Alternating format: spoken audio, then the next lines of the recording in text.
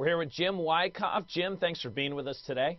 Hi, Joe. Always nice to be with you. Jim, last night the Bank of Japan had its final meeting with its governor of the Bank of Japan. We will have a new person come into place. What's this going to mean for gold? Is it good? Is it bad? Does it matter at all?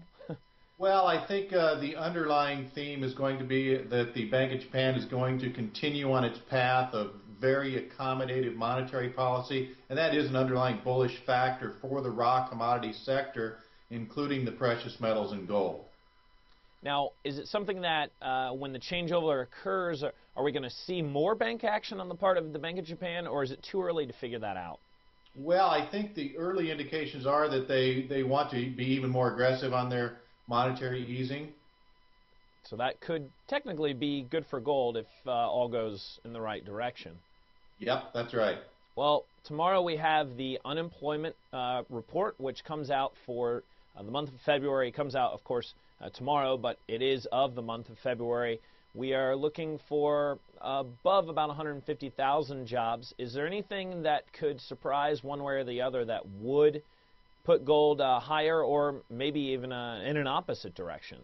Well, in the immediate aftermath of Friday morning's report, you're probably going to see some higher volatility in many markets, including gold. Indeed, if we see a significantly weaker jobs growth number, that's going to be bullish for the raw commodity sector, including gold. And then if you see a stronger reading on the jobs number or a downtick in unemployment, you're probably going to get a bearish read on the commodity markets, just because it might lead to ideas that the Fed may have to sooner rather than later start to put the brakes on its aggressive monetary policy.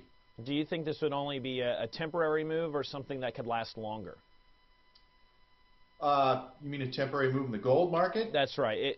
Based on the jobs report that could come out tomorrow. Well, I think the jobs report is just going to be a temporary impact on the metals, unless, like I say, unless that non-farm payroll number is way out of whack regarding forecasts. I think it's just going to be a temporary reaction to the gold market. The bottom line, Joe, for the gold market is we've seen some technical selling pressure here recently, and that is limiting speculative interest in gold. And the bulls have to defend that $1,500 level in the gold market to avoid serious longer-term chart damage.